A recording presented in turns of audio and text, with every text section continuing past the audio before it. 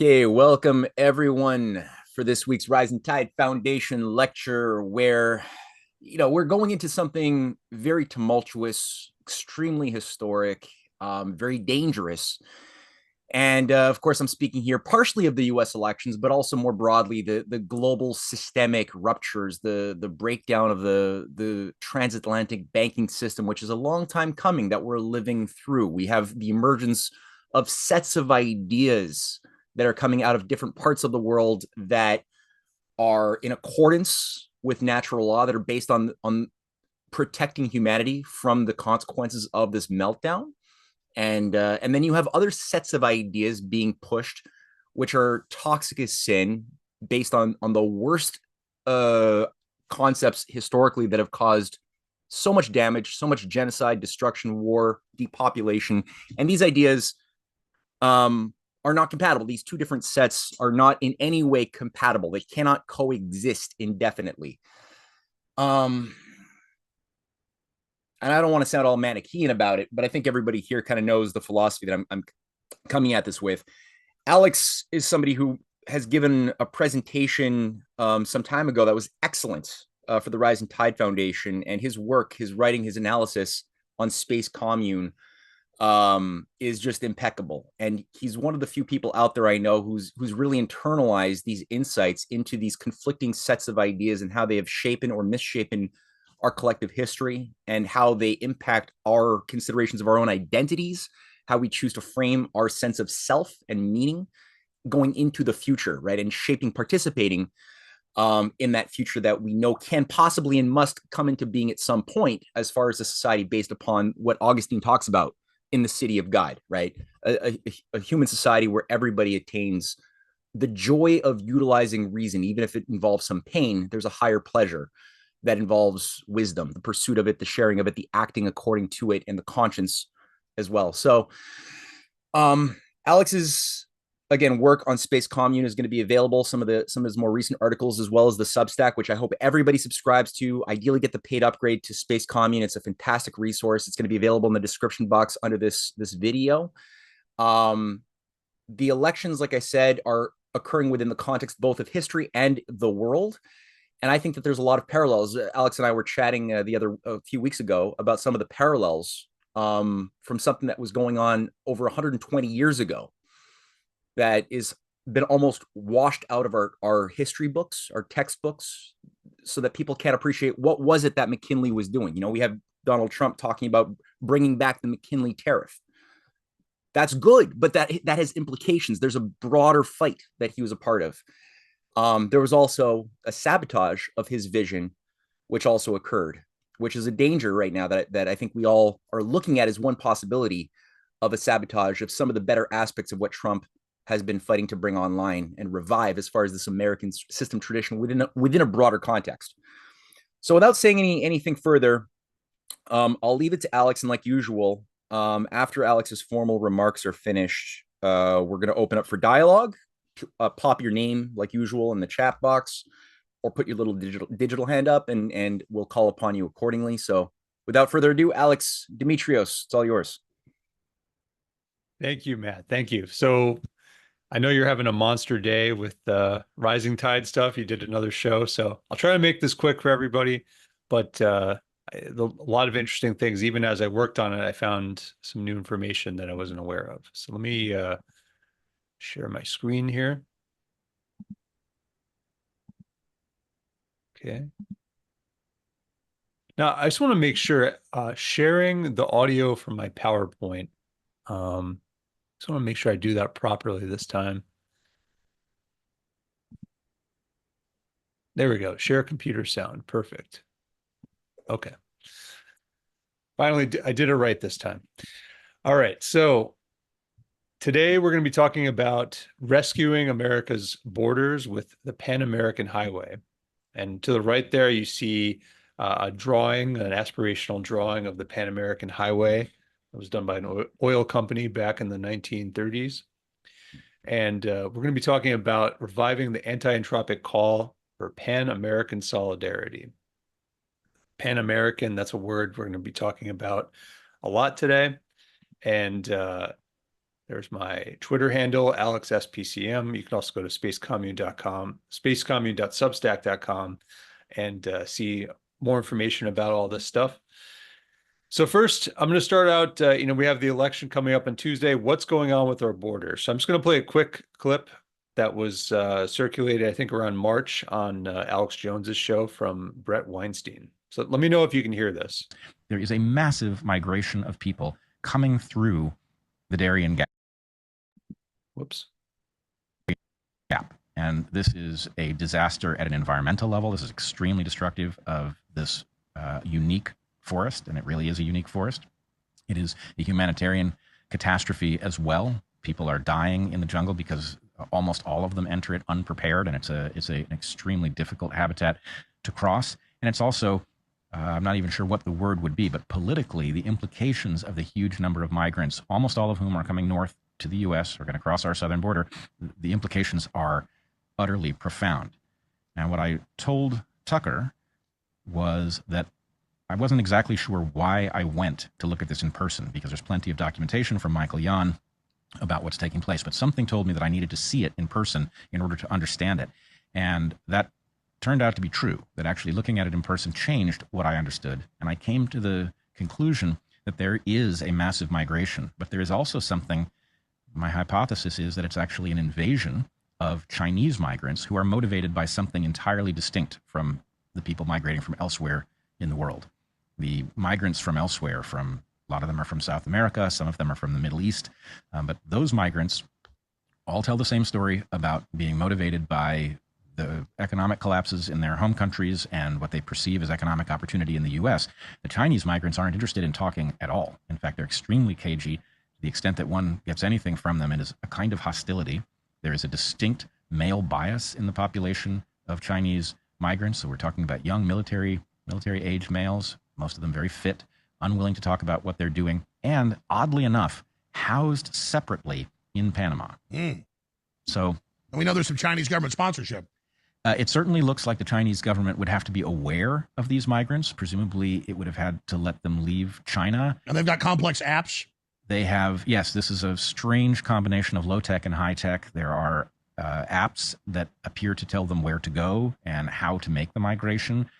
They are using things like Western Union in order to bring money from home so that they can buy bus tickets that allow them to travel through Central America. It's a very odd circumstance, and the international community has its fingerprints all over it. You can see American flags, you can see the IOM, that's a UN body that, if you read their website.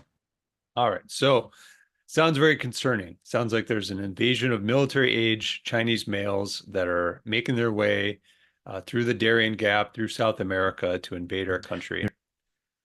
And there's other clips. I could play these too, but I don't want to take too long on these clips. So basically, Brett Weinstein, it's from March and April of this year. We're standing.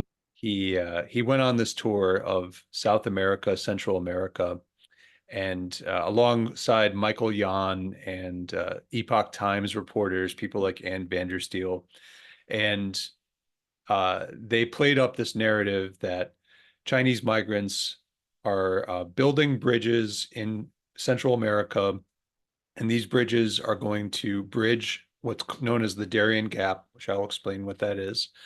And the bridge will become a superhighway for a fifth column of military-age males who were bred eugenically through the one-child policy in China to be these military super soldiers who are going to rape and pillage their way through America. Maybe they'll come in innocuously and work a job for a little while, run a Chinese restaurant, but underneath that, they are programmed to rape and pillage in the United States. So I'll just show this very sinister thing where a bridge is being built in Central America, and it's evidence of this plot. Here at the end of the Pan American Highway. Pan American Highway is a road that goes from northern North America to the southern tip of South America. And there's only one break in it, which is called the Darien Gap. The road has never been completed through the Darien Gap between Panama and Colombia. We were in the gap yesterday, and we saw a large influx of migrants coming north, many of them not South American in origin. What you can see behind me is a bridge that is being installed, extending the highway into the gap. Nobody knows how far they are intending to go, but were the road completed, it would prevent Panamanians from controlling the flow of contraband and people into their country and north of it. So this is a story that has tremendous implications for all of us. It's not clear who is instigating this and why. It is clear that the international community is facilitating not only the construction of the infrastructure, but the flow of people north. They have some purpose for that, and they have not told us what it is, and we should be very concerned. Okay. So I have a couple of clips from a documentary that came out a little bit after that. Here we go. Yeah, so a documentary came out from called Walk the Line, and it's from a Singaporean news agency. And I'm just going to play one more clip that just sheds a little bit of light on who these military age males are and what they're doing crossing the Darien Gap. So I'm going to skip this one. And this is just an interview with some of them sitting around at a restaurant in Colombia while they're waiting for passage through the Darien Gap. 只要是背个背包、光溜溜的，都基本上都是走线的。那是中国人。对，只要一看，一个眼神，一个对视，都明白，都懂啊。The term they mention, 走线, literally translates to walk the line in English. It's a newly coined expression on the Chinese internet, referring to exactly what they're doing, taking long and arduous detours to reach America. 走到这儿花了多少钱？3.5万。现在的预期是走完还得花多少钱？正常的话，至少要10个左右。都拿得出来这个钱吗？我们是入卡呀，在卡里录啊，信用卡这些。现在好像你那么年轻，你信用卡没有这个额度？有，信用卡有10万块吧。所以走线以前基本上都是南美人，很穷的国家。这个中国是世界上第2大经济体，怎么那么多人来走线呢？那疫情这3年疫情把老百姓坑成了，自己做买卖做了弄不到2年嘛，赔了那20来万。把钱全部赔光了吗？自己的积蓄？可不是赔了他妈的新房都没住上，玩意儿这就是出来就开始当兵了吗？现在对于我来说，我2个孩子不好办。啊。就因为像我们就是有个小小的加工厂啊，做皮具类的啊，可能这4年总共亏损了差不多90多万。一看是真的是没有前程，现在还有点路费，赶快爬啊！在国内像我这么大年纪，基本上打工都没人要。今年56，去那边嘛，不管多大年龄，只要你肯做。You guys were able to hear that, right? Okay, good. Just making sure it works. So that clip, it's been, I've read some analysis of this documentary on Chinese social media, and some people think that these people are kind of full of BS, that a lot of the migrants are people that rang up a lot of consumer debt in China, and they don't want to go through bankruptcy. They don't want to pay off the debt. So they're kind of escaping their debt and they're running off to seek asylum in the U.S. All they have to say to get into the U.S. is that they're escaping political repression. They can say some kind of anti-communist thing and they'll get in. But generally, it seems accepted that these people, they're not soldiers, but they're people that are in a lot of debt. Maybe they have some kind of criminal background where they're running away from prosecution of being involved in some kind of organized crime involving phone scams, credit card scams, stuff like that. But basically, at worst, these people are, small time, maybe just a little bit afoul of the law. But at best, they're just people that are kind of out of luck. Maybe they rang up some debt in a legal fashion and they're running away from it. So not the worst, these are not soldiers moving into the country.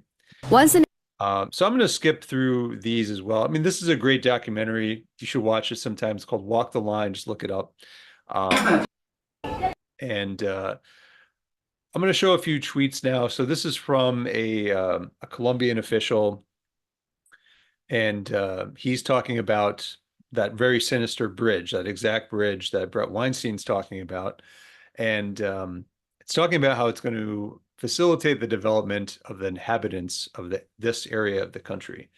And if you look more into that area of Colombia and Panama, the reason why they're building a bridge there is because right now it takes the local residents 5 to 6 hours to go to a hospital in case they get sick or they're giving birth or something. So just to get medical care, you have to get in the car and travel for 5 or 6 hours. So this bridge is going to save them a lot of time.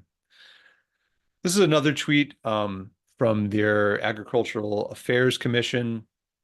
And the farmers in the area, they want roads and highways so that they can get their goods to market and access some of the ports, especially some of the ports that China is building in the area. So they want development in the area. Again, this is a second tweet from that same conference. They say, by promoting the construction of roads and highways, we seek to facilitate communication routes that will benefit those who find it difficult to transport their products and food to a different distribution point throughout the national territory. And this is just a quick video. I'll just play a minute of this. This is about the Belt and Road Initiative in Panama. They've been collaborating for some time. Let me just see here. Yeah, it says that Panama's National Assembly authorized funds for pre-construction studies on the BRI's Panama-David Train project. So we'll just find out what that is really quick. I'll just play this video and we'll learn more about that.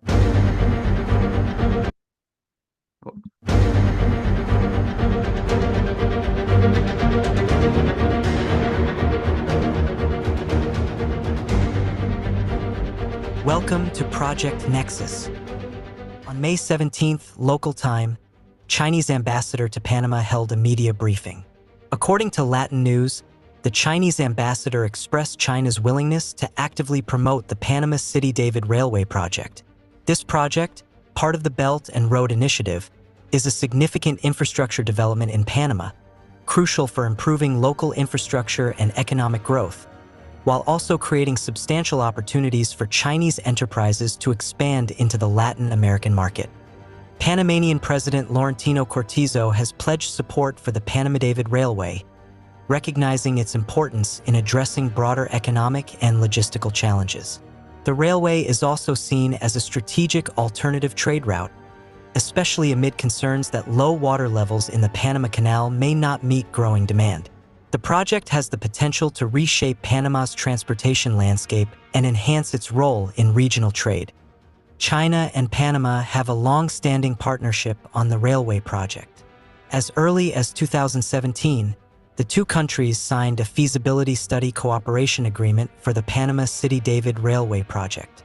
In 2019, China Railway Design Corporation successfully completed the feasibility study and submitted a detailed proposal to Panama. According to the plan, the 391-kilometer railway will feature 21 stations, connecting multiple provinces in Panama and significantly reducing travel time from Panama City to David from the current 7 hours to just 2.5 hours, thus greatly improving domestic transportation efficiency and connectivity. The total investment for the project is estimated at $5.5 billion, with a construction period of approximately 6 years. Data from China's Ministry of Commerce shows that numerous Chinese enterprises have already entered the Panamanian market, including China State Construction Engineering, China Railway Group, China Harbor Engineering, Sino-Hydro, Costco Shipping, Sany Heavy Industry, and Huawei. Panama is heavily investing in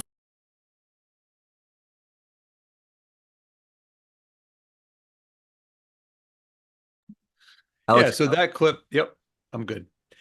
So again, that clip is showing what's really going on in Panama.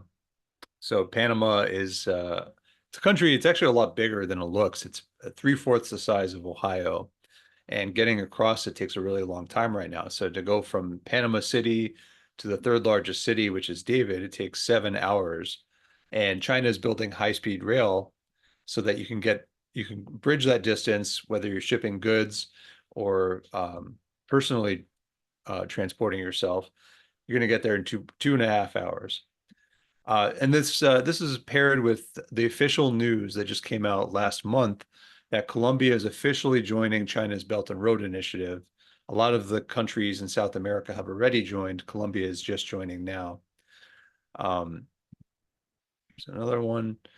So when we think about the Belt and Road Initiative in South America, and we think about the border crisis, we have the election coming up in a couple of days.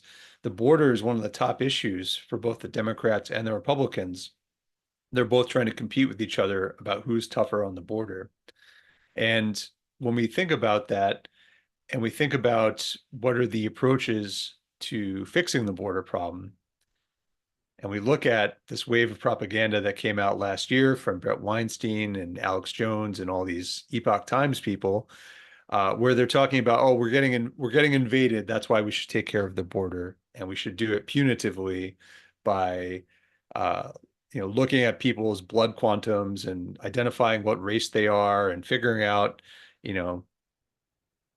where they're coming from. There's another way to do it, and the Belt and Road Initiative, which is China's signature economic development as diplomacy policy, that is the way to do it. So the Singaporean ambassador, his name is Kishore Mahbubani. He even said himself, when he was talking about Europe and Africa in relation to the Belt and Road Initiative, they found that Chinese investments in Africa actually help Europe because they're creating jobs in Africa and they're stopping the migration of Africans to Europe. Nobody actually wants to just put on a backpack and get on a raft and seek asylum in another country. People generally want to stay where they grew up, where they're among their families and their culture.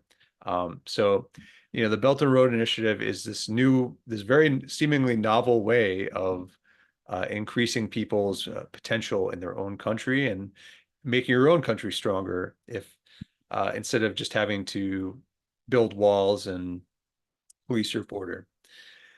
So now I just want to call attention to a change in emphasis about border issues.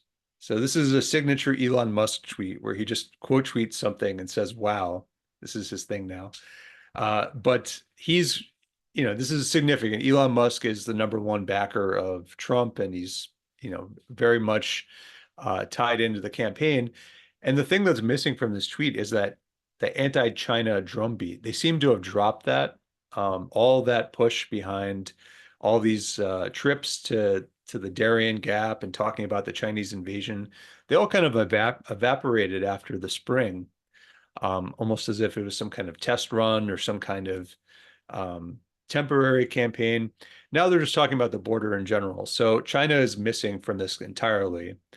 They're just talking about migration coming from South American countries, which is interesting. And you can even see Michael Yan, who was the ringleader of all this anti-China stuff at that time. He quote tweets Elon Musk and he says, oh, well, China's not on here because of, he's upset that China is not involved because this chart clearly just shows that, the migration is overwhelmingly coming from South American countries. So what was the deal with all of this? I'm going to call attention to two narratives here. One of them is China is bad, and we all know why. There's an ongoing campaign to paint China as an enemy of the United States, an enemy of the West, when really it just seems like they want to develop their country and help the developing world develop and help humanity develop. And the other part is what this presentation is really about, which is the juxtaposition of thinking about things as a zero-sum game versus win-win. And we're going to go into that. And the way we're going to talk about that is through the topic of Pan-Americanism. And Pan-Americanism, the person that really started the idea of Pan-Americanism, it's credited to Simón Bolívar.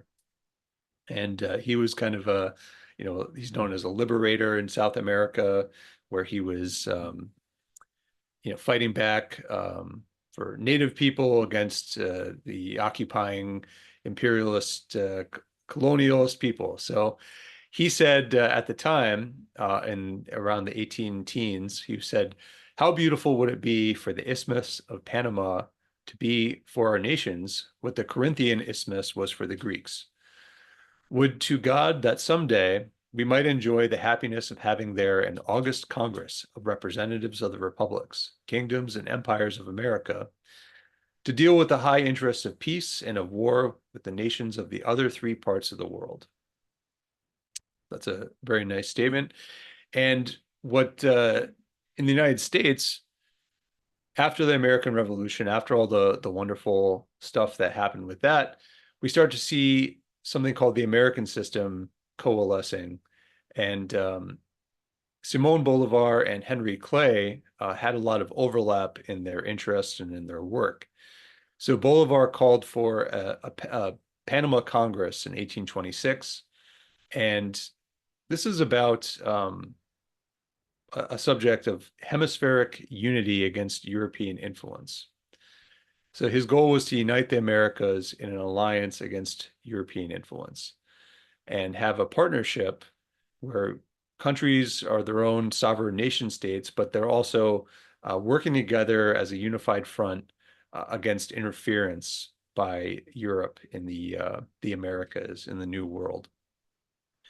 However, in that meeting, to the detriment of the Americas, only 8 countries were represented, and it just didn't work out. He didn't. He tried. He had a good idea, but it didn't work. So Henry Clay, at the time, was the Secretary of State, and he was a very strong supporter of the U.S. attending that Congress.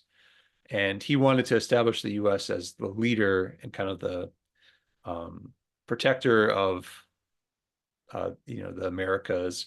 This is what people call the Monroe Doctrine as well. And Bolivar's vision for unified America didn't materialize immediately, but Bolivar was very complimentary to Clay, and he wrote him a very nice letter saying that all the Americas and Colombia owe him their purest gratitude for the incomparable services you have rendered to us, sustaining our course with a sublime enthusiasm. Around the same time as well, Friedrich List wrote a series of 12 open letters that proposed that the U.S. could save Latin America from having to repeat the U.S. experience of carving a nation out of the wilderness. And we could do that by exporting American technology and know-how to Latin America. So there's starting to be this bubbling up of people saying, the Americas all kind of are on the same, they should be on the same team, and we could create this kind of hemispheric sphere of influence. So now, I'm going to zoom ahead to the 1850s, and there are 2 competing visions for development in America that start to emerge. And one of them is Henry Carey, who is the leading proponent at the time of the American system. And he was a Northern economist. He's on the right-hand side. I should have swapped them. It doesn't make as much sense. But Carey wrote The Slave Trade, Foreign and Domestic in 1853. And this is kind of the topic of the times, is that the South has slavery, and they have an agrarian economy that is very compatible with British free trade policies. And the North has much more of an industrialized, modern economy that is much better for American prosperity, and also doesn't have slaves, which is a very big thing too. And Hinton, Rowe, and Helper, on the other hand, a very, very interesting figure, and also a very bad person. So he wrote The Impending Crisis in the South, How to Meet It, in 1857. So these 2 books are kind of the 2 different schools of thought about abolition and about economic development. So Carey's chief argument was that slavery prevented economic progress in addition to being morally repugnant. And he was comparing southern states with other parts of the world that had already abolished slavery and showcasing that free labor systems were economically superior. Helper, on the other hand, was a vicious racist. And some people at the time called him the Karl Marx of the South. And he wrote his book was very materialist in that it was completely focused on the economic arguments against slavery that focused on how slavery was hurting slaveholding white people, and that those people should unite as a class against the slaveholding white people. And at the same time, they should agree that afterwards that they should expel all the black people from the South because they were inferior and because there was no way for Southern whites to prosper if they had to share the resources of the South and the soil of the South with the black people. So, you can see the two competing themes here. Carey was about growth and about anti-entropy and continental solidarity against the British. And Henry Helper was much more about, he was kind of a degrowther in that he believed that there was only a finite amount of resources in the South, and if white people, non-slaveholding whites, could unite as a class, that they could seize control of those resources and steward over them until they run out. Carey never really addressed Helper, as far as I can tell, but he did address Harriet Beecher Stowe. And Helper saw himself as kind of the male contemporary to Harriet Beecher Stowe. And Harriet Beecher Stowe wrote Uncle Tom's Cabin. And at the time, Carey felt that Uncle Tom's Cabin there was a lot of connection to British intelligence with that, and to free trade advocates, because Uncle Tom's Cabin essentially was it was anti-American in that it was pro-free trade. It was advocating for a future where slavery would be abolished, but America would open up much more to free trade. So it was kind of seen as this middle ground where the British were trying to get on both sides. The British were totally great with slavery, so that we would export raw materials to them. But also the British wanted to get in and influence the anti-slavery side by ensuring that if we abolished slavery, if we made it illegal, then we'd be locking ourselves into free trade and decreasing our own sovereignty and kind of eating away at our nation. So Hinton Rowe and Helper was kind of part of that, in that the book that he wrote, The Impending Crisis, it was seen as incredibly inflammatory at the time.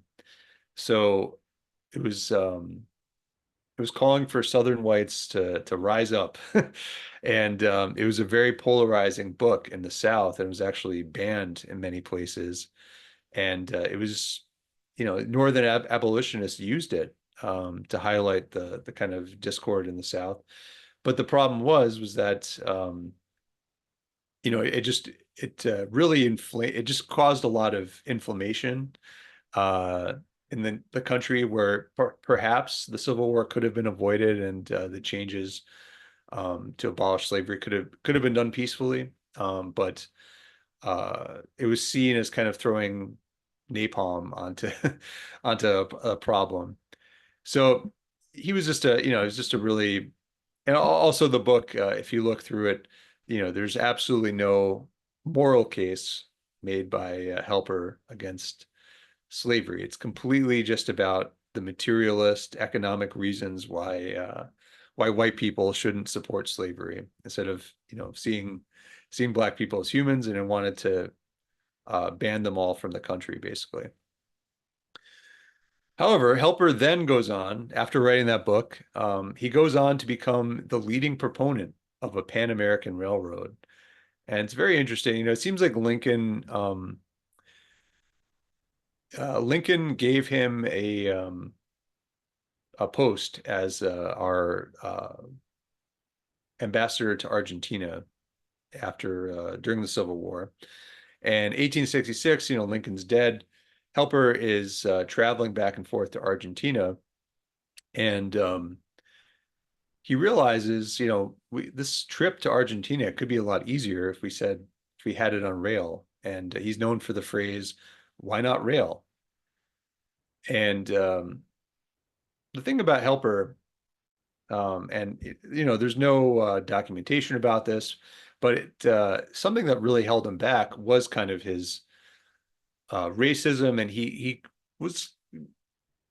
There's a lot of evidence that he was very mentally ill.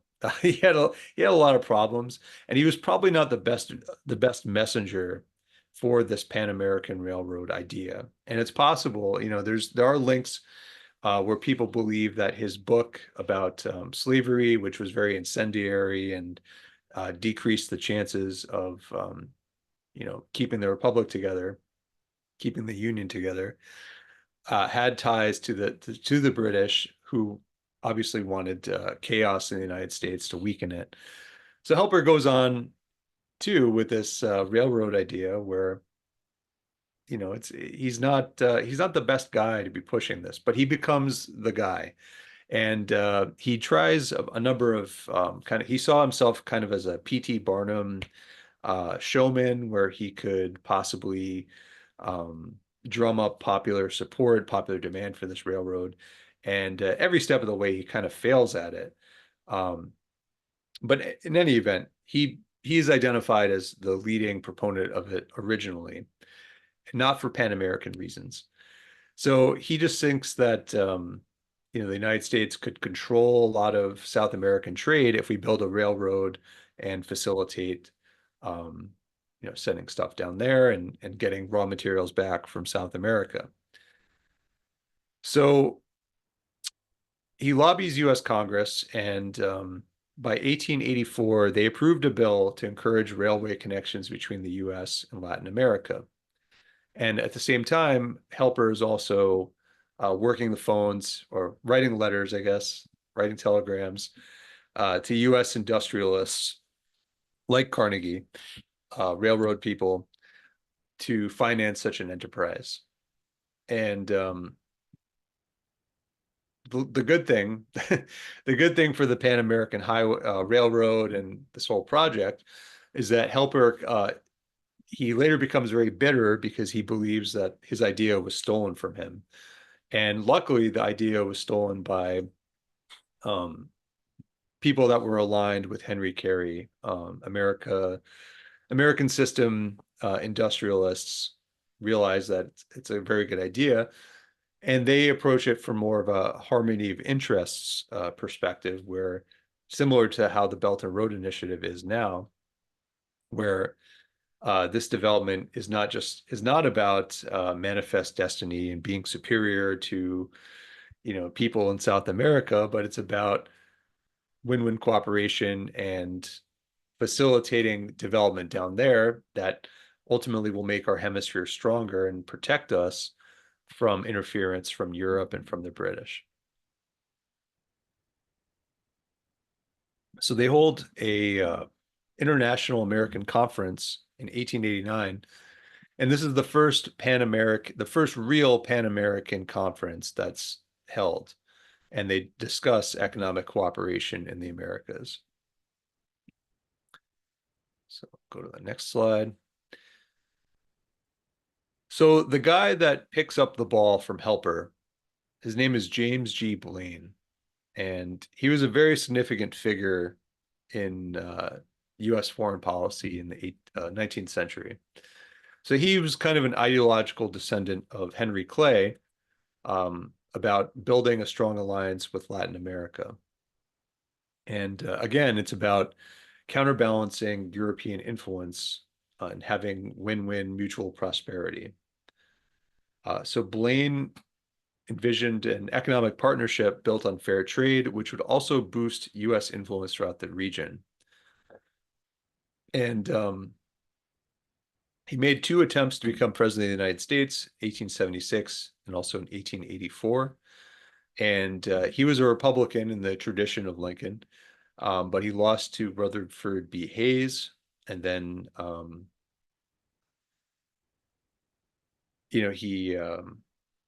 so anyway, so he wrote some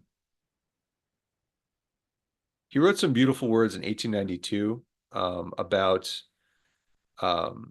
the legacy of Christopher Columbus and basically what this Pan-American alliance could be. And I'm going to read some of his words, and just contrasting it with Helper, who I just was talking about, who was, this racist, and the railroad was all about exploitation and dominance for white people, whereas Blaine, it's about humanity. And he has a beautiful way of thinking about Pan-Americanism. And when you I did a Hudson River School presentation, and Fox did as well for Rising Tide, and thinking about what is the real manifest destiny, and Helper represents kind of that vulgar manifest destiny where it is about domination and exploitation, and not caring what happens to the Native Americans and stuff like that. And then there's a real manifest destiny, which is about uplifting humanity and raising living standards for people, and raising their potential. So Blaine's words in 1892, he said that the distinctive trait of modern times is that the achievement of the highest is brought down to the service of the lowliest, and thus the impressive value is stamped upon the individual human being. The development of the modern world is towards all men, and not towards one man. To build up the marvels of antiquity, the few led, the many followed. The few ruled, the many were driven. The toiler was not considered. He was a beast of burden. He was used and he was sacrificed. He had no voice in affairs. He was built into the walls of cities. His blood outlined the boundary of nations. His labor wrought the luxury of kings, but himself had no civic existence. As a man to be considered or consulted, a man whose happiness or health or wish was to be taken into the account, he was not. Through the turbulent centuries, the individual man has forged to the front. He is still in the heat of struggle, but he has tasted power. He has tested his strength. He knows that the world is his.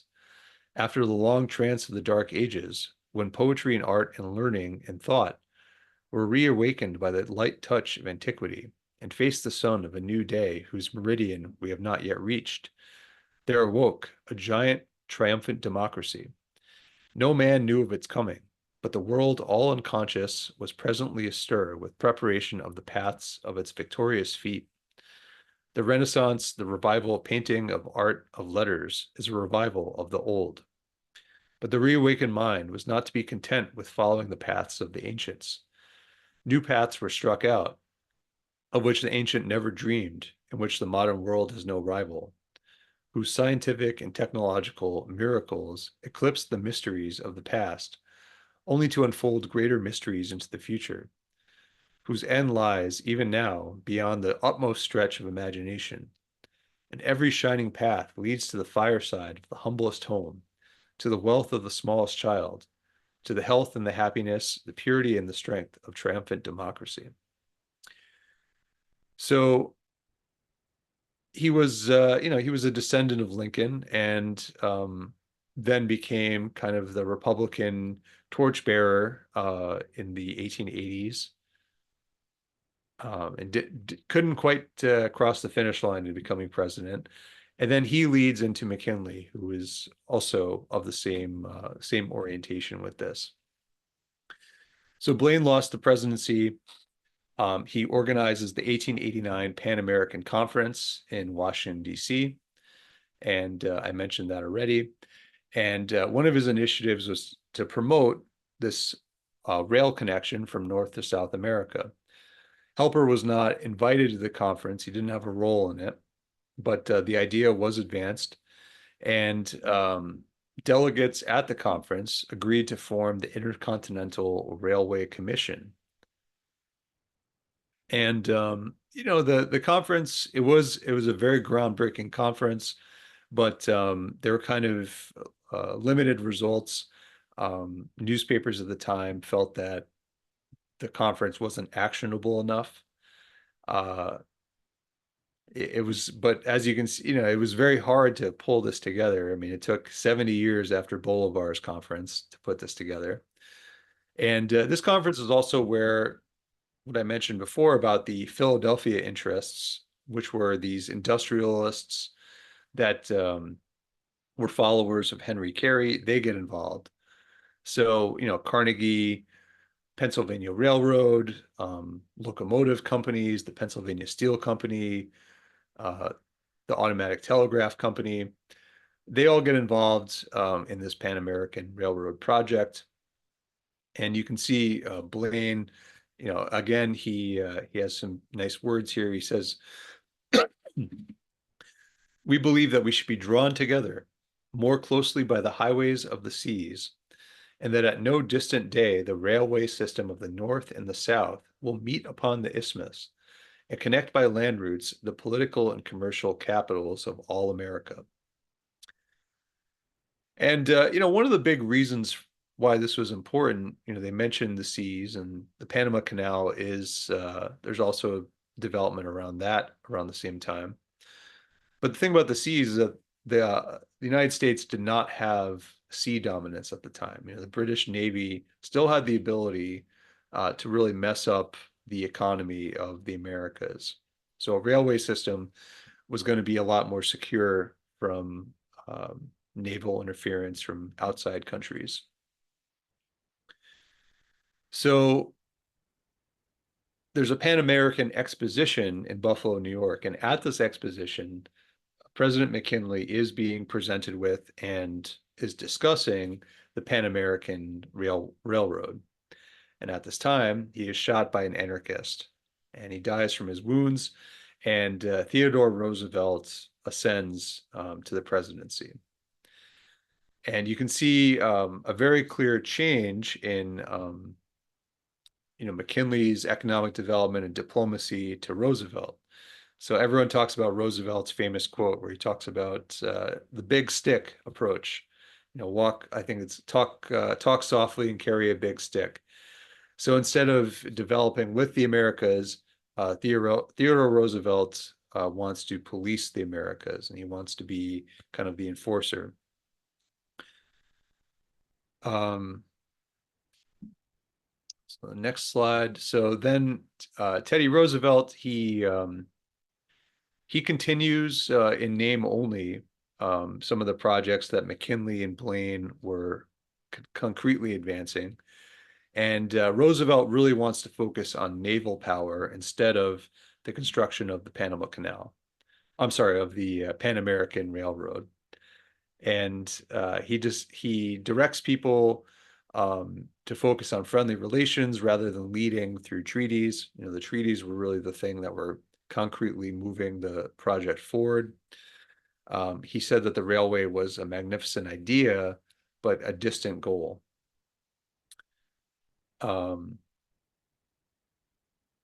So Roosevelt, he represents this shift to short-term thinking about South America. Carnegie becomes very disillusioned with Roosevelt.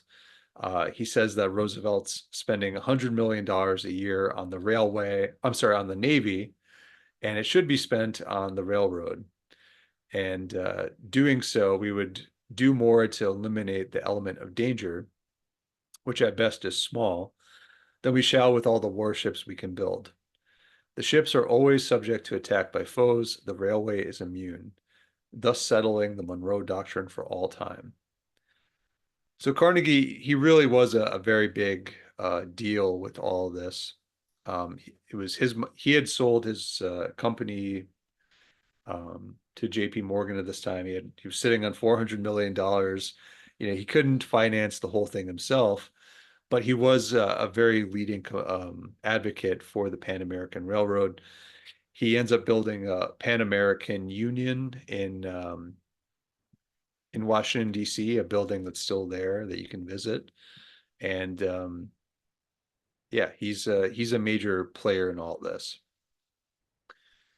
So we get from 1901, 1903 to World War One, and basically there's no movement on the Pan American Railroad. Different groups of people are taking runs at it. They're surveying, they're laying down some track, but they're not making that rapid progress that you hope they would make. And then World War One happens, and it illustrates the importance of the railroad, but also it throws some wrenches into the works. So the big thing, European banks withdrew from Latin American markets. We had German U-boats disrupting shipping lanes, and South American states, they were very reliant on imports from Europe for their consumer goods. And the United States really wasn't doing much of that. So we had this chance to kind of replace Europe over our, as in being trade partners with our neighbors.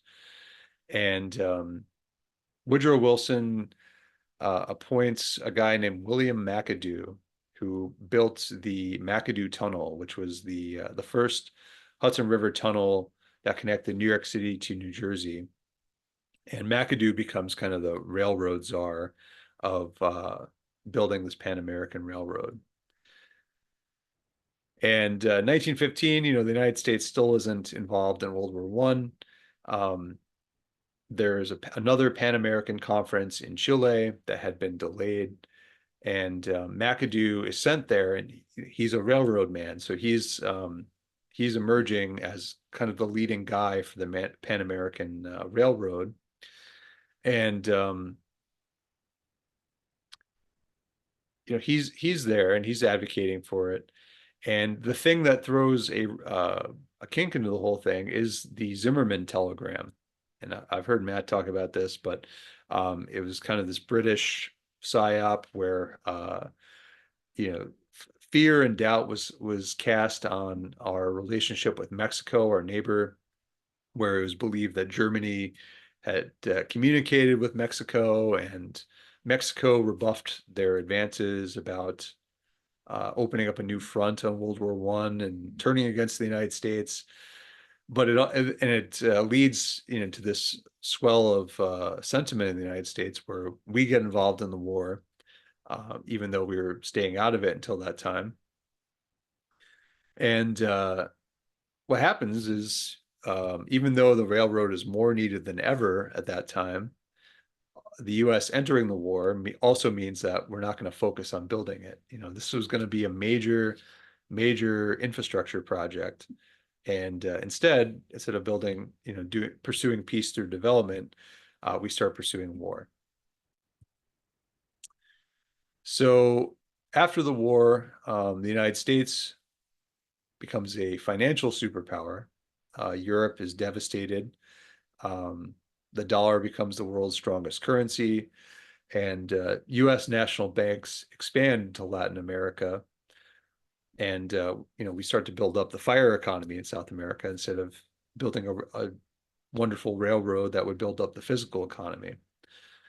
The whole reason for the railroad as well was that a big reason was that we didn't have naval dominance, but because we built so many ships during the war, they started to be converted into a merchant fleet, and the U.S. became very capable of doing sea shipping to South America.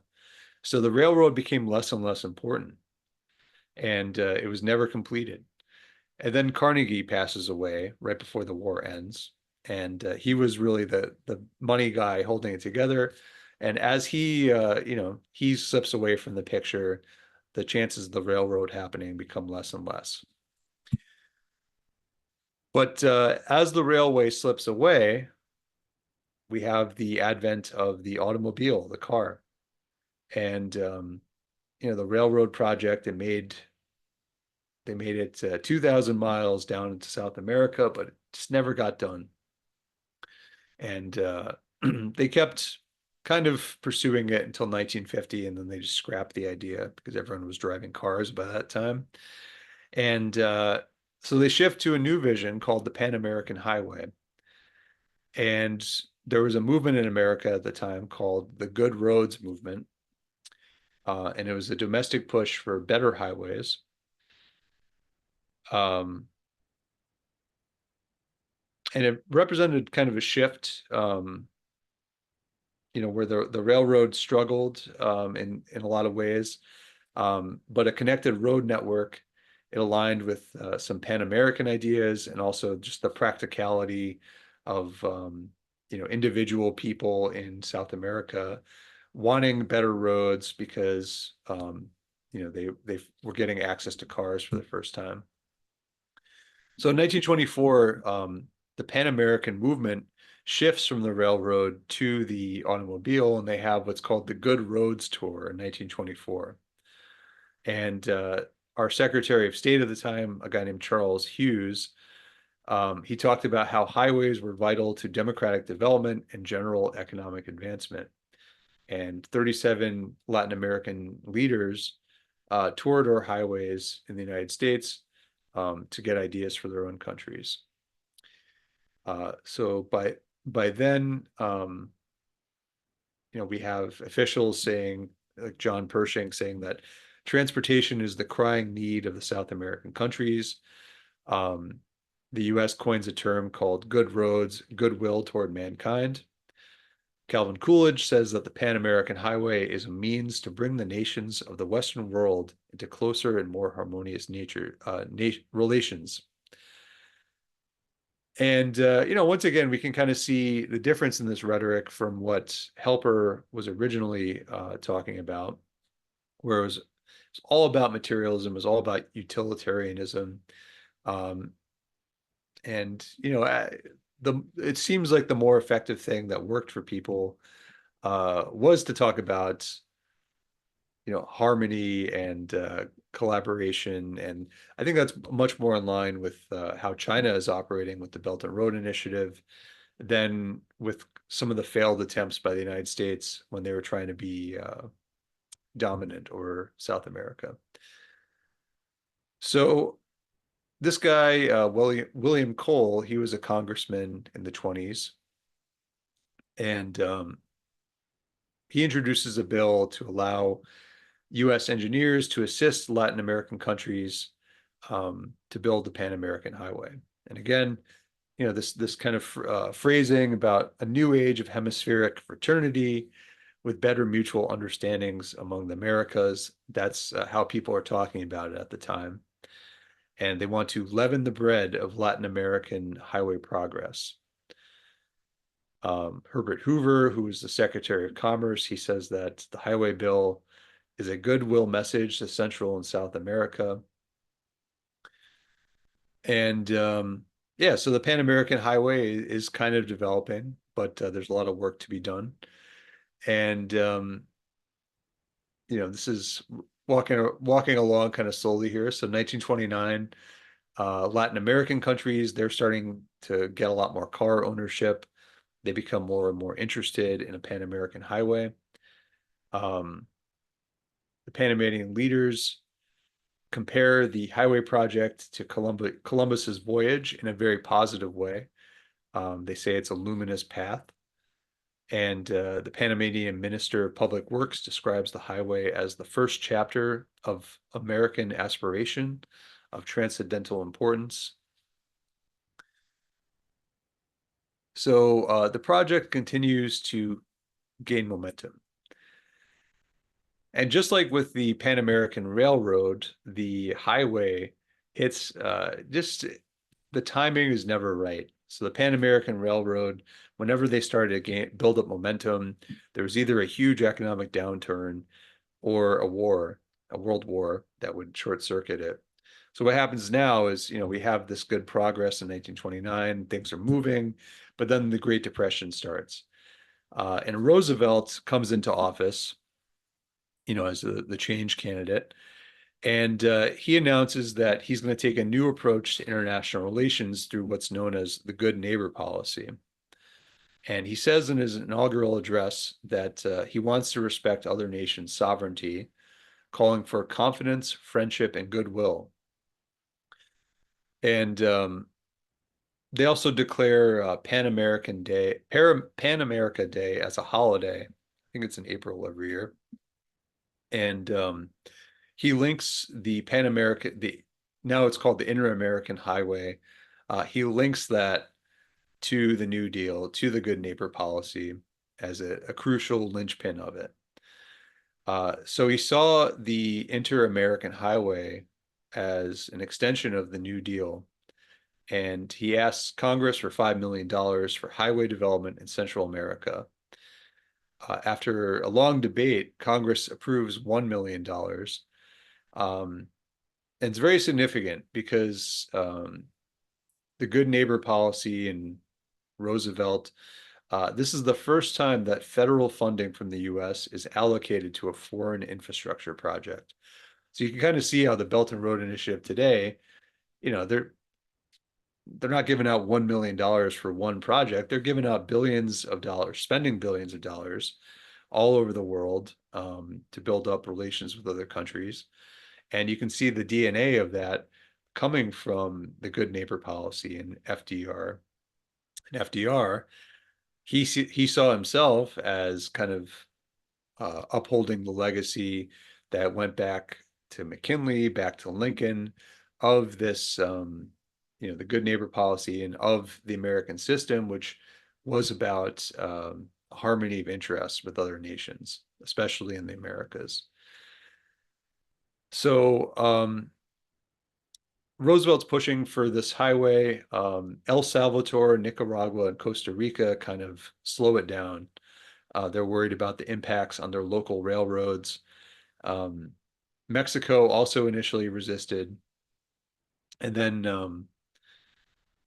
to kind of get the ball rolling, American engineers, they propose a plan where the U.S. will just focus on bridge construction, and the U.S. will provide the materials, and then the Central American countries are going to provide the labor. So then we have another Pan American conference. This is 1936 in Buenos Aires. And global tensions are mounting by this point. So people, at this conference, some of the countries get wary about American influence, and everyone's kind of the rhetoric about all the positivity about the Americas and all the solidarity is starting to slow down. The Cold War hasn't started yet, but countries are looking around and seeing, can they, are there other alignments other than just working with the United States where they could do better by their people? So it gets harder to advocate for the Pan American Highway. However, the delegates do agree to collaborate, to work diligently and by adequate means to ensure the completion of the Pan American Highway. By now, the U.S. is working, they're actually completing bridge projects and road segments in Costa Rica, and they built a bridge in Panama.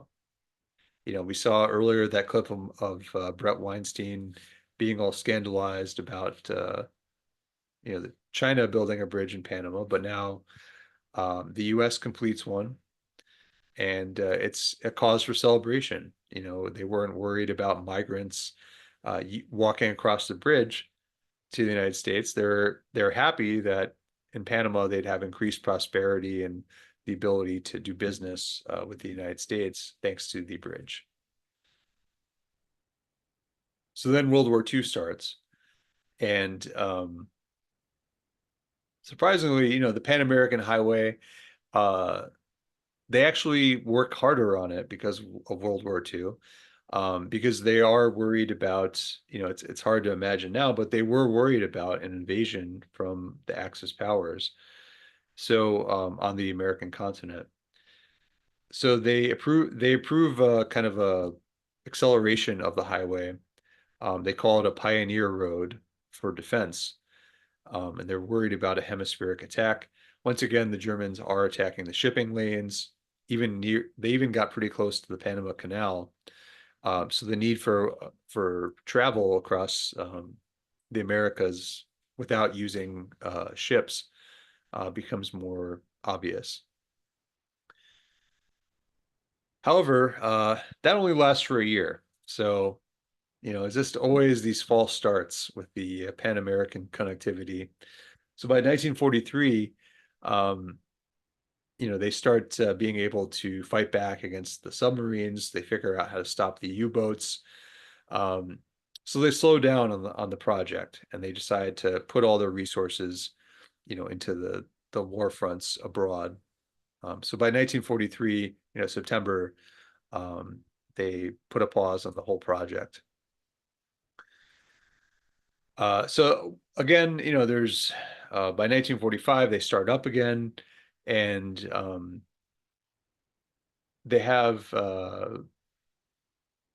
it's extremely hard going to excavate these areas of Central and South America. They say that for every mile they needed to extract 250,000 cubic yards of stuff to keep building every mile of this highway. And I've read that that's about 10 times more than the average in the United States.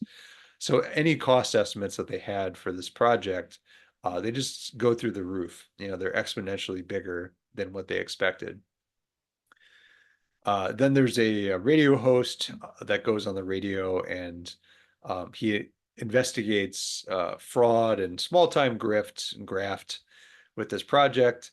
There are contractors that are overcharging and messing around, charging a lot of money to the taxpayer. But really, when they investigate officially, they find that it's just an extremely hard project. It's really hot down there. The weather is really tough. There's no railroad, so shipping stuff down there to complete the project, they have to build their own roads. They have to do so much extra work, where the costs are just going to be astronomically higher than the United States. So again, they block funding requests to keep building this road. By 1948, they have the 9th Pan American Conference. I don't know how often they have these things. It seems like every 4 or 6 years they have one. They have one in Bogota, and it's seen as the most important Pan American Assembly in 50 years. But the problem is that now we have the Cold War, and now there's increasing pressure on these countries where they're making more calculations about how to play the situation to their favor. So they say that this conference, the anti-American sentiment, was the most bitter than at any inter-American meeting since the Havana Conference of 1928. Part of this, the South American countries, they weren't happy about the Marshall Plan that the United States was spending all this money and using all these resources to rebuild Europe after the war. But Latin America wasn't getting any love from that, even though they stood with the U.S. during the war. There's a sentiment from the conference. A Latin American diplomat says, "Why won't your government lend us money to develop our commerce and industry? Aren't we a good long-term financial risk?" And this conference, it's a low point in Pan-American relations. And once again, you can just see these historical tragedies pop up where, we were so close to building the highway, so close to building the railroad, and these things pop up that when they had they had the green light to go ahead, or they had the money, and just it never lasted. It was never prioritized the way it should have been. So 1955, another hero emerges, and Vice President Nixon, he's touring Central America, and he notes that everyone that he runs into that's got any kind of sway in Central America, they really want the road to be finished. And he describes it as the greatest contribution that the U.S. could make to Central American prosperity. And I think that's accurate. I still think that could be one of the best things that we could possibly do on the continent. So his President Eisenhower, fully supports the proposal, and he calls for $75 million to complete the road within 3 years. This is 1955. It's 50, well, now it's 70 years later, and it's still not complete. We're not even working on it. Eisenhower says that, the way they sell it at this time is that it's a Cold War measure. And they say that building this highway is going to eliminate the conditions where communism has exploited Central America. And this anti-communist narrative plays really well with Congress. There's anti-communist hysteria at the time. And this is something that at the time, this is how things went. The Green Revolution also, where agricultural technology, biotechnology, pesticides, fertilizer, all this stuff was developed, not necessarily out of love for the developing world, but it was to keep them from going communist. So if people had roads, if they had infrastructure, if they had food, they wouldn't crack open the Communist Manifesto or Mao's writing to become a communist country. They'd say, okay, well, we have some development. We can take care of our people. We're not going to go communist. It wasn't necessarily about the technology being good or bad. So by 1961, there's further budget shortfalls. And again, this is because it's incredibly hard to build this highway. So they need more money. And they expect support from Kennedy's Alliance for Progress. So Kennedy shows up, and he's one of the final presidents. Nixon will be the next one, but he's a huge supporter of the Pan American Highway.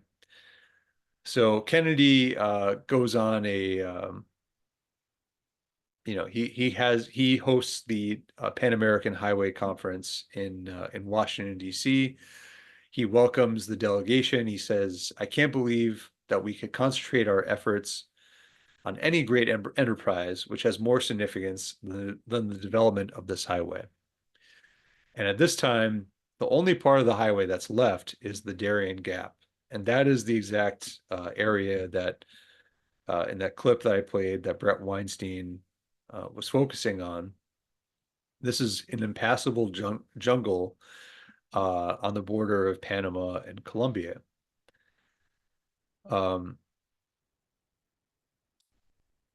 So he says that, and Kennedy once again, all these presidents that supported the Pan American Highway and championed it the most. We got Lincoln kind of, McKinley, Roosevelt, Kennedy. None of them finished their term. They all get assassinated, or they die of mysterious causes. So the Darien Gap, it becomes clear that this is going to be the really heavy lift, the final push. And Lyndon Johnson expresses support for closing the Darien Gap. He says, "We want to help you connect your highway with South America by closing the gap." There starts to be conflicting views in the U.S. government about it, because we start to walk away from that Pan American vision that used to animate our government. and people start just wanting to look out for ourselves in kind of a short-sighted way. But there are still some politicians that are advocating to finish this thing. So Don Clausen, who was a congressman in 1969, he proposes funding 2/3 of this Darien Gap project. So he says that the Darien project could well prove to be the cornerstone for international cooperation. He emphasizes hemispheric unity, but also anti-communist goals. And he says that it would help check the threat of Castroism on the continent. So, they get the money, and Nixon becomes the president, and he was already a fan of the Pan American Highway. So it looks like they're going to finish it. It looks like in the 70s, they were finally going to do it. But then foot and mouth disease becomes the final barrier, and it's called aftosa. And foot and mouth disease, we don't hear about it in the West and the developed world anymore because it was eradicated in 1929. But in South America, cattle did have it quite a bit back then. And what it does, it infects cattle with fevers, ulcers, and decreased productivity. And after we had eradicated it, the Darien Gap kind of formed this natural barrier to it, because nothing was getting through it. So it really slowed down the possibility of this contagion reaching our cattle. So even though Nixon is pushing the Pan American Highway, they start to slow it down in the early 70s. And the United States decides to prohibit road construction in Colombia until they can certify that there's this barrier zone in both Colombia and Panama, where it's certified that none of the cattle have foot and mouth disease. So that's the latest setback. They had every time that there was a supportive administration that was doing it for good reasons, something happens. So this is the foot and mouth disease part. And then after they clear the foot and mouth disease, then we have the environmentalists. So by the mid 70s, the late 70s, the environmental movement is in full swing. It's kind of started with Rachel Carson in the 1950s, pushing kind of an anthroposophic, biodynamic ethos in the United States, where development starts to become a bad word.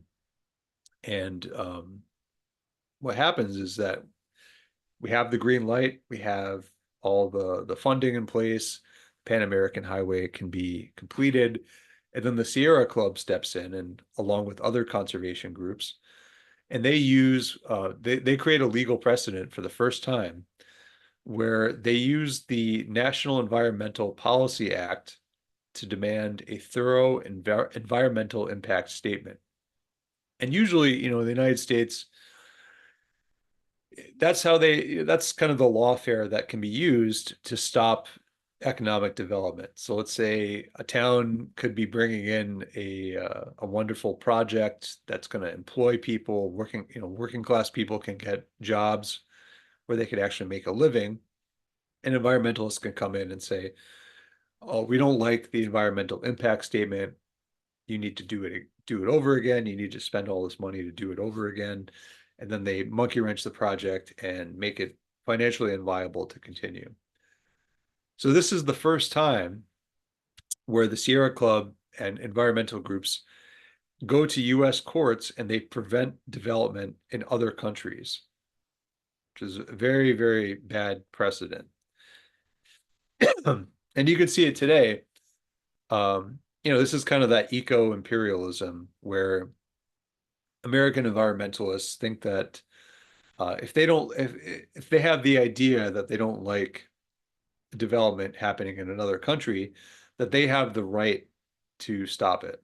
And you can see that today, for example, with Greenpeace. I know recently there was a pretty significant highway project in Brazil that Greenpeace sued and they stopped, even though they had all the permits and all the local financing in order. Greenpeace said that the project was going to hurt biodiversity too much, and you can't build the highway. So the people that work for Greenpeace, they live in the West and they have a high standard of living.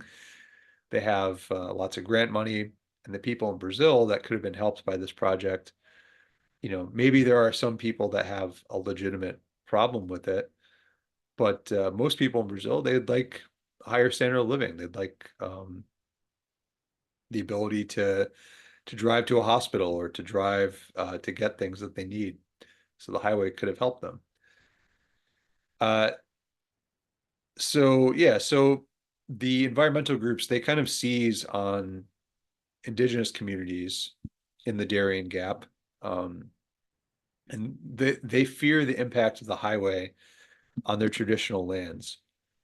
And they say that previous road construction led to anarchic and uncontrolled deforestation. The UN builds on that, and the UN describes that the Darien Gap is a living laboratory, and they emphasize its status as a hotspot for genetic diversity and ecological importance. There's an indigenous group called the Embera Wunan. They oppose the highway. They fear that it would devastate their forests, traditional lands, and culture. And then UNESCO steps in, and UNESCO works with the World Wildlife Fund and Prince Philip, and they declare the area as a World Heritage Site and Biosphere Reserve. So, Prince Philip, we all know him as the guy that he wished that if he was reincarnated, he could come back as a deadly virus and reduce the world's population. And as I showed earlier with some of those tweets from farmers and from natives in the Darien Gap area, they're sick of having to drive 7 hours to get to a hospital. They're sick of their food. When they're trying to take food to market from the farms, they're sick of that going bad in their car because they can't get to the market quick enough. And it's people like Prince Philip, Sierra Club. They're the modern forces that are holding back the completion of this of the Pan American Highway. Another thing too, the hundreds of thousands of people that are traversing through the Darien Gap. You can only think about if you're really concerned about the biodiversity and the environment there, they are basically they're just littering the whole way. It's not a good way to take care of land. If you have hundreds of thousands of people just trucking, hiking through it, and spending lots of time in there. And the final thing too about kind of the concerns that people have about a safe border and keeping the Darien Gap undeveloped is that the Darien Gap is a huge hotspot for organized crime, human trafficking, all kinds of horrible organized crime stuff going on in there. So, yet again, it's just it's a tragedy that the Pan American Highway, all these twists and turns over time, it was never developed. So I just, we hit 90 minutes. I'll just leave it with this question. We have this spectrum of thought about the Pan American Highway and the Pan American Railroad. And, we have different ways of going about it. We have on the going towards the right-hand side, we have Brett Weinstein there, but we also have Hinton Helper. He did propose a Pan American Railroad at first, but it was for completely the wrong reasons. It wasn't for win-win cooperation and uplifting humanity. It was about enforcing kind of a zero-sum game, a kill or be killed, where it was about domination. But on the left-hand side, we have people that are doing and proposing the same exact things as Hinton Helper. So Xi Jinping and FDR, they don't want to build a railroad just to commit genocide or wipe out inferior races. They want to do it because they see everyone as a human being with potential, and they want to uplift their own people and their own country, but also work with other countries to do that. So there's a spectrum here, and I think there's a danger with this Pan-American project where you could say, oh, well, Hinton Helper was a bad guy, he was racist, and he proposed the railroad first, so the railroad's a bad idea. But there is a way to do it that is a good way, and as we saw just in the last few years alone with some of the ports, the railroads, the bridges that China is building in South America, they're the ones that are upholding, even though they're not even close to being in Pan America, they're the ones upholding the original Pan American vision. And we should too. We absolutely could be doing that. And I thought it was important to do this presentation because the border crisis is such a hot political topic right now. It is the defining issue of the election. And it's really strange to me that they did that whole China thing, the whole China invasion thing, the beginning of the year, and they totally dropped it. And I fear that after this election that it's going to pop back up again. And I think people really need to be aware of how wrong that narrative was, and how important it is to understand what China is really doing in South America, not just for border security, but also about for stopping World War III. So to say that America is under attack from China through the border, it's wrong at so many levels, and I think it's a very concerning idea that they've seeded in there. So looking at the history, I know maybe the blow by blow was tedious at times, but I think it shows that we were so close for so long to completing the Pan American Highway, which would have helped it would have helped South America develop, would have helped people build lives in their home countries, not wanting to migrate to the United States. And it would have helped the United States. It would have helped everybody. And we were so close to doing it. So if we have the courage to join China and learn from their example with the Belt and Road Initiative, we could fulfill the original promise of the Pan American Highway. So that's my presentation. That was brilliant, Alex. And it's ironic that we'd be learning from China, but at the same time, ironically, learning from ourselves too, because China has also taken these historical lessons, as you pointed out, and applied them without the messy sabotage that we've suffered from. And I loved how, I didn't know this, that the first real precedent of an official U.S. government sponsored program for infrastructure abroad was under the good neighbor policy. I had no idea that was the case. So it's quite something to see that precedent being laid, which is now coming to blossom in a more mature fashion. And it seems so common sense, right? Like it was a very provocative title that you selected for this class, but it's so ironically common sense that if you actually provide people a real economy, they won't want to leave their countries that they've been living in for centuries or longer. They'll be happy to stay in their countries that are growing and thriving. And if we can help that, well, all of a sudden, this thing of an immigration crisis is not a crisis anymore. It's not an issue anymore. So yeah, it should be very elementary common sense. And unfortunately, so many people have lost access to that part of their thinking. I have a question. You brought up the weaponization of the eco-fascist programming that involved the International Union for the Conservation of Nature, the World Wildlife Fund, and especially the Sierra Club. And I know that the Sierra Club was created by advisors of Teddy Roosevelt. And you alluded to Teddy Roosevelt also being a eugenicist on top of being an imperialist.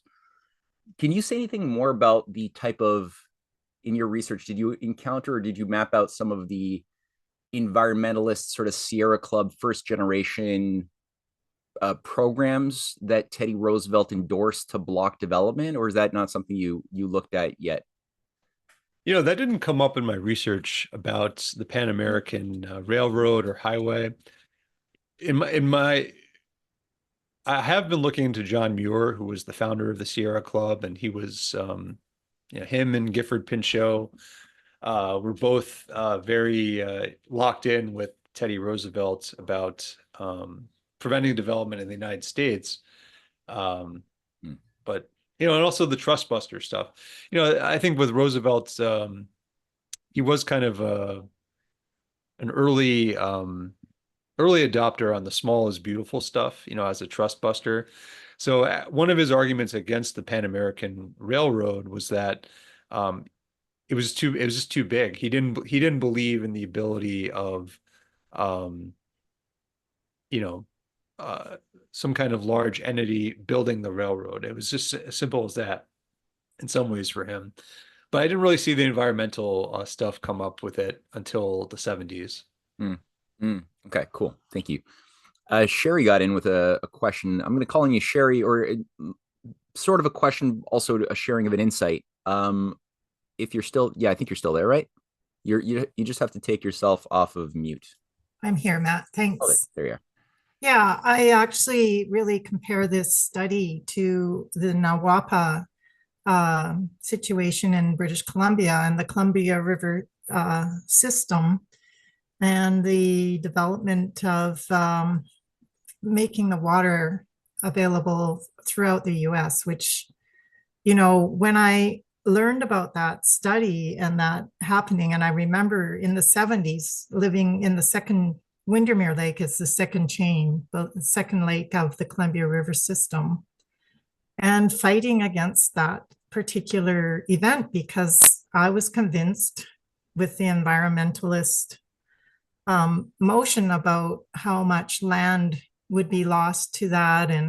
But now, today, 50 years later or so, I'm looking at that and thinking how greedy those thoughts are and how many people would have so much better standards of living, but it was just not apparent in that area, in that arena. There was just so much push to protect what we have and not think about the future or humanity as a whole or the greater good for all at all. There was none of that. So I was really, really paralleling the story here. There's so much truth in what you just said about that. And something that I've been reading more and more about is kind of this false dichotomy between conservation and preservation, where it seems like in our society now, you can either be a complete preservationist, where you say let everything be, rewild everything, completely remove your impact on the earth, or you're a conservationist, where you say, well, we have finite resources. We have to make sure we steward the resources properly and get the maximum benefit for every bit of the resources while conserving them, and not thinking about how can we bust through these limits to growth and create exponentially more wealth for people and exponentially higher living standards. So yeah, what you're saying, it makes me think about that false dichotomy, and some of the work that we've been looking into actually, paradoxically, it's almost separate from the issue of like, well, how do we get the most benefit for the most people? It's about how can we make life beautiful for people, and how can we make development look beautiful? And that's where design and art and some philosophy could be the missing link to, when I think about myself too, there are times when I was younger that I opposed some development, and if it was beautiful and if it appealed to higher calling, that maybe I didn't even know that I had, I'd be a lot more amenable. I would have been a lot more amenable to the development. But sometimes, if they're proposing a big ugly thing and it's just utilitarian, like a data, we think now about the data centers that are coming. Google, Amazon, Facebook, they all want to build massive data centers, and they're going to need nuclear energy to power them. And when I look ahead to that, I'm thinking, oh, these things are going to be hideous, and people are going to associate nuclear energy not with the uplifting of humanity, but with digital slavery and living under the watchful eye of Silicon Valley, and that's not going to be good, and people are going to oppose that and hate it, and they're not going to be totally wrong. But yeah, I just rambled a bunch, but no, yeah, it's totally so agree. it's super insightful and important that we have this in mind, because we're so used to overly simplifying things with a simple label that then allows a judgment call of good or bad onto a thing, whatever the thing is, right? And development is a big one. The word progress is a big one that really got promoted for the wrong reasons to the destruction of humanity and nature so many times. So people have been induced to think of, like, oh, Cecil Rhodes pushed continental development with the Cape down to Cairo railway, and he's a genocidal African, killing racist. So no, we don't need more rail for Africa. Or even though we got all of these young people to protest big corporations manipulating our natural resources or water, and we stop things like Nawapa, Nestle still gets to bottle, for fractions of a penny, gallons and gallons of Canadian water that they still sell. That didn't stop. So we found ourselves, just not really taking the time to properly understand the nature of the battle, or, as you pointed out so wonderfully, what is the name? Helper, the racist who was originally promoting the Helper. Helper. Yeah, I didn't know about him, but you can see that it's good that Lincoln, or not Lincoln, but Lincoln's followers iced him out, because you could see if that sort of project was done for that reason, it could have been a more Cecil Rhodesy type of thing to exploit Latin America, instead of doing it for the right reasons. So yeah, very important to have that nuance in the mind when we're going in and deciding, well, what is a legitimate or illegitimate approach to building a thing. And that's gonna be a common theme, and I feel like that's the stuff that I end up working on all the time now. Or and you said it once on a stream, I think the first stream you did with Fox a long time ago, you were talking about, you put it in such a way where you said, there's no such thing as bad technology or good technology, but it's about how the technology is being used. And we're gonna see that with if we're going to make America healthy again, we're going to be hearing about GMOs and pesticide and stuff like that. And the reality is that, when we talk about like Russia, China, and how they have banned this GMO or that pesticide, but they're not necessarily doing it for health reasons. It's about their sovereignty, and it's about preventing Western technology from coming in and being able to undermine the sovereignty of their countries. And they want to be self-sufficient, and they want to develop their own pesticide, their own GMOs that they control. So yeah, too many people are blaming the technology itself and not the intention of those wielding the technology for bad. That's the key. Yeah.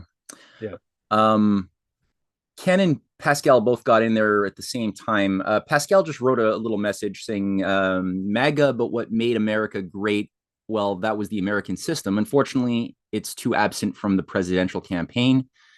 That's true. There is some allusions to it through the discussion of the revival of the McKinley tariff, which is sort of a slight allusion to it, but not nearly explicit enough. Garen, I agreed completely. There needs to be much more. Something I didn't know was that Trump actually sent representation to the Belt and Road Initiative conferences, and Biden discontinued that practice. Ooh, which is interesting. That was an interesting one. That is interesting. And also, we haven't had a Panamanian ambassador in years now. And they just joined the Belt and Road Initiative. So, there's some basic things we could be doing that Trump did in his term. Maybe he's not talking about it, but there were things that he was doing that are promising, and I hope he revives them.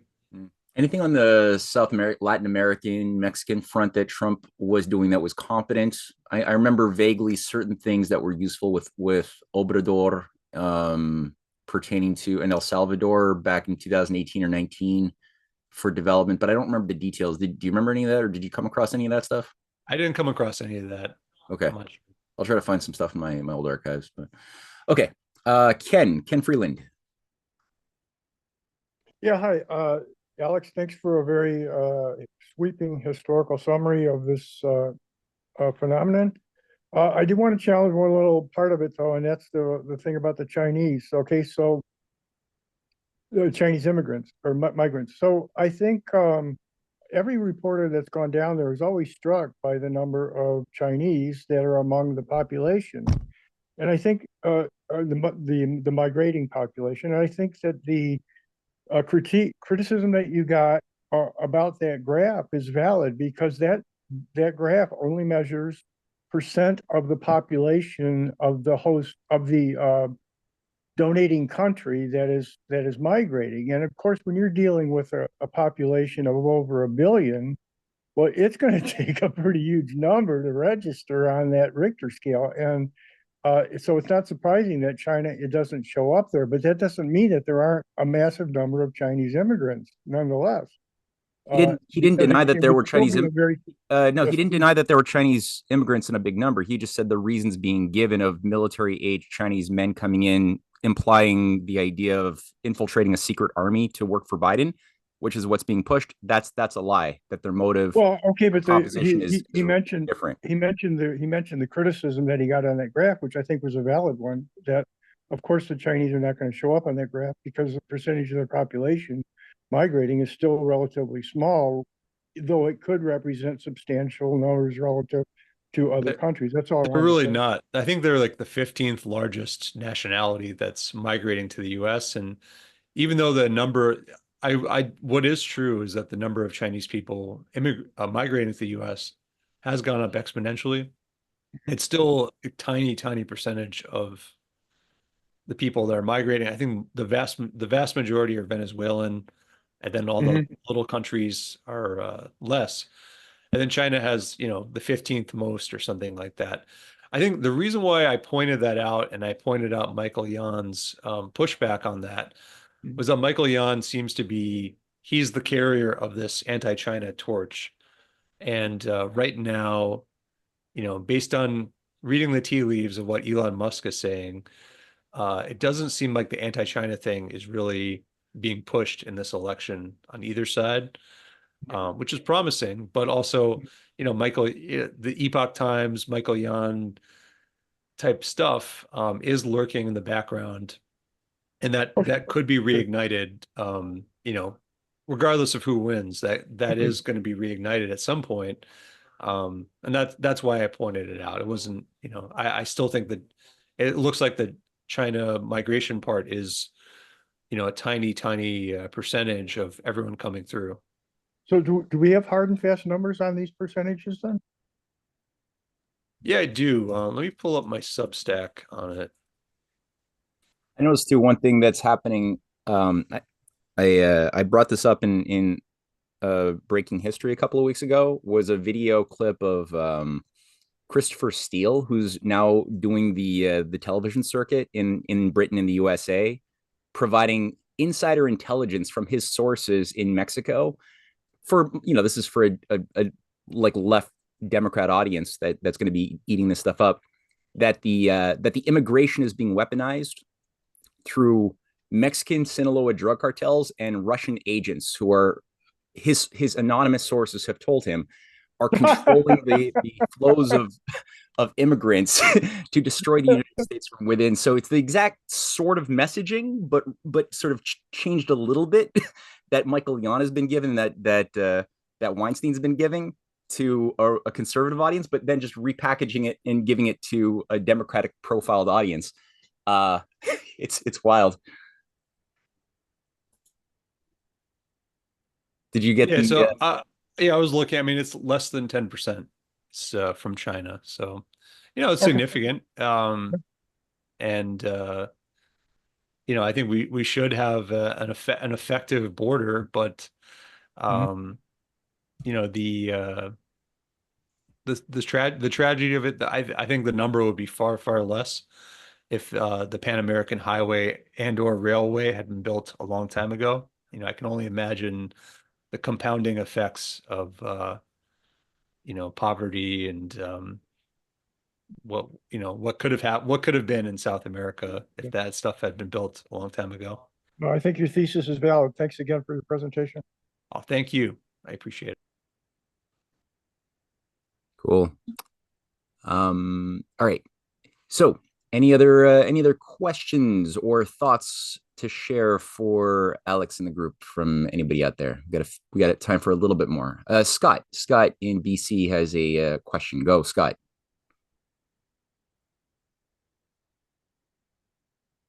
You're on mute. Hi, can you hear me? Yes. Okay. Wonderful presentation. Wonderful. Thank you. Okay, and it feeds on some of my own research work from a friend of mine, Sibylla, who's a native Chilean of German background, and her father was German. I think her mother was probably either German or Spanish. I've forgotten now. Anyway, she knows her history fairly well, and it's prompted me to look up more about it. But we ended up talking about the Great Pacific War and what she knew of it. And I posted an article from the LaRouche Pub on a book that was written on it and the American System Engineers collaboration with the leaders of Peru. There were 4 leaders or 5 who were pro-development and who were working with the carry networks in Peru. Let me just say, there's a picture that I don't know if it can be shown. I did a screen share of capture of it. Let's see if I can. How would I pop it there? Might be able to. Okay. See if you can post it on there. Matt, are you able to put that up on the screen or not? Hold on. You want to put that on the screen? Yeah, I mean he shared in the chat. But I'll download it. Sure. I can just read. I'll read it. So it says the Polish-Peruvian engineer Ernest Malinowski developed a bold plan to build a trans-Andean and transcontinental railroad, which inspired the American railroad builder Henry Meigs, who was hired in 1868 to begin construction. So, yeah, I know it's very cool to uncover these little things. Carey left.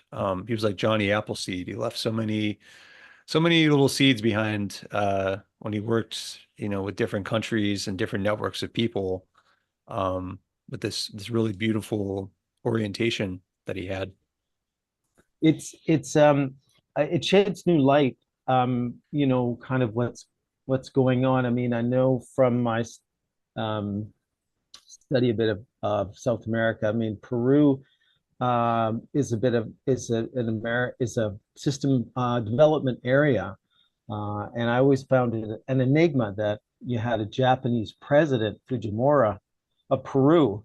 That was first caught my interest. Why is there a Japanese guy as the president of Peru? But then discovering the Japanese community there, and then it has ties with the fight back against the narco-terrorism trade of the British, which Fujimori worked with an American, Linda LaRouche, to combat and whatnot. But its history of development goes farther back, and the the basis of the Great War of the late 1890s really has to do with this real progressive movement in Peru, which I had only learned that there was a similar development pattern that we were instructed about from Paraguay, which was in 1861, which I believe, and it was a American system influence in Paraguay, and it was the cause of the Great War. There was a gang up of 5 of them: Brazil, Argentina, Uruguay, all jumping on Paraguay to stop that development. Yeah, I just shared that particular essay on Paraguay and the American system in Paraguay and its sabotage in the chat box too, so people can do a little bit of that background homework if they want after this is done. Thank you, Scott, for that offering. Very important. Yeah, and definitely this whole history could be a lot more interesting if we approached it from this standpoint. Jerry, I know you had a question there on China and the Darien Gap. Jerry, go for it. Okay, thanks. Thanks, Alex. That was a excellent presentation. Thank you, Gerald. I'm impressed that you've gone from discussing science and now you're a historian. I'm really impressed with that now. Not really. I just Google things. But it was well done. I like the chronological order, the history of it. But first I just wanted to make one comment on that guy Weinstein at the first, who's doing this anti-Darien Gap stuff and anti-China Gap. Before he came out with that, I never knew about the Darien Gap, that there was actually this short little section that was stopping the connection of North and South America. So it just shows that out of bad can come good. I learned that because of him. And now my question about China, because I remember reading a lot of stories about when the U.S. was building the Transcontinental Railroad, and a lot of, back then there was good relations under Lincoln between China and the U.S., and a lot of Chinese laborers came to the United States and worked on building the railroad. They were very instrumental in that. And after the railroad was completed, there was this crazy anti-China sentiment that was made up, and it blocked Chinese immigration into the United States. Fortunately for us Canadians, a lot of those Chinese laborers came up to Canada, and that's how we built the railroad across Canada. But nice. I'm thinking about today, if we wanted to, I really would like to see it, to finish that Darien Gap and connect the Americas. When I look at the sad state of the railroads in Canada and also in the United States, where you see all the train derailments, like there was the one in East Palestine, and just horrible stories.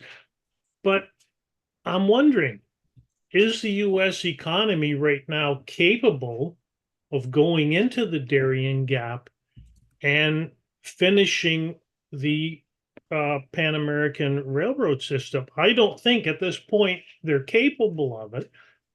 And I think if we wanted to do it, we would have to rely on China, because you look at the massive work they've done in high-speed rail and maglev rail across China.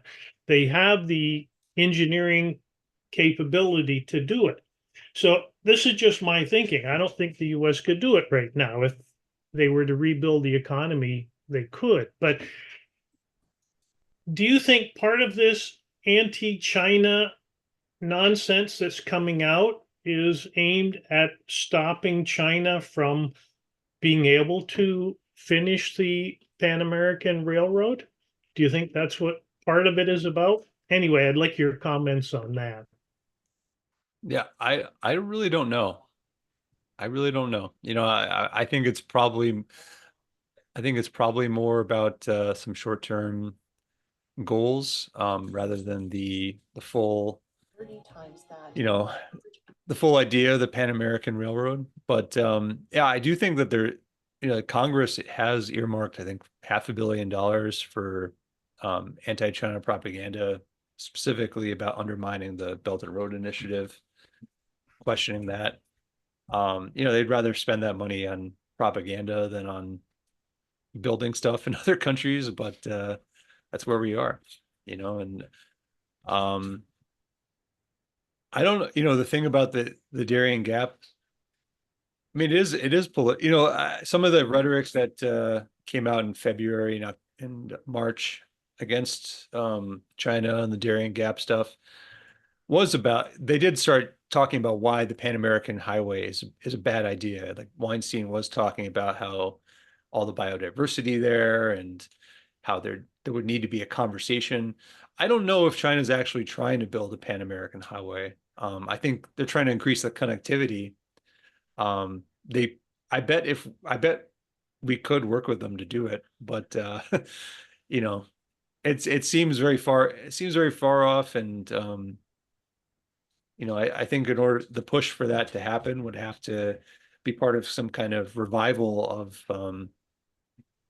true American system ethos that that only the people in the Zoom call probably have burning inside them. But it has to start with educating people and getting that movement started. But it's not something that I can't imagine it being a very popular idea. Looking at the history of the Pan American Highway, the easiest objection to it was, oh, we're going to spend this money in another country, and what are we getting out of it?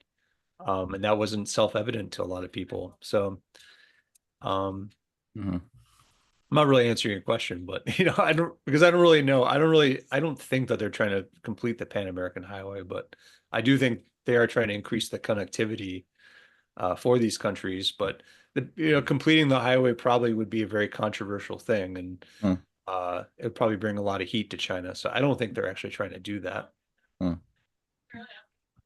Yeah, no, I think the way you answered that question is appropriate and good, because like at the end of the day, it's if you have a philosophy that's actually in alignment with the true interests of your deeper self, like as a human being living on the earth, knowing that we're finite, we're mortal, if you think in those terms and you think about now problem solving questions of poverty and conflict and all of these natural, like these pressing issues that are always like, it doesn't matter what culture you're from, relativity doesn't apply for this sort of thing. Roosevelt's four freedoms and good neighbor thing, right? You want food and water you need it for your body, you need it for your kids, your community, your nation. That's just a universal need. We want to be able to thus increase the bounty and access of those things, which requires certain means. And if you just think it through, that philosophy will take you to certain concrete actions, which may appear to be disconnected in time and space, like the way China's thinking about Latin American development. I don't know how many Chinese planners are informing themselves with direct, concrete examples of what McKinley was discussing and FDR. I don't know. Maybe some are, but it's like it's natural that because they all partook in the same philosophy, which transcends entropy in this closed system geopolitics that the empire always tries to put onto us, their minds will come to the same natural place. It's just a natural thing you do. So of course it would look very similar, and it would be similar. It's the same thing.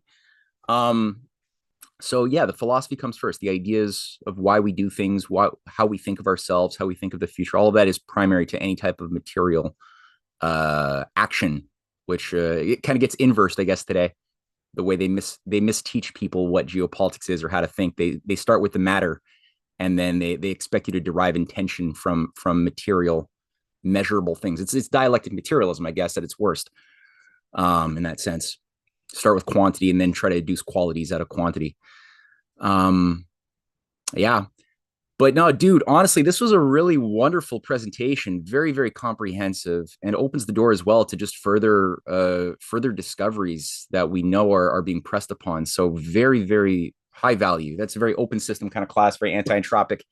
And I think it's going to feed back into a lot of healthy conversations we're going to have with our friends and our family and loved ones going forward. And hopefully it helps us also understand the conditions and terms shaping the current election cycle right now in history. So yeah, big thing. Thank you so much, Alex. Thank you everybody else as well, just for coming by, participating in this conversation, and we'll see you all next week.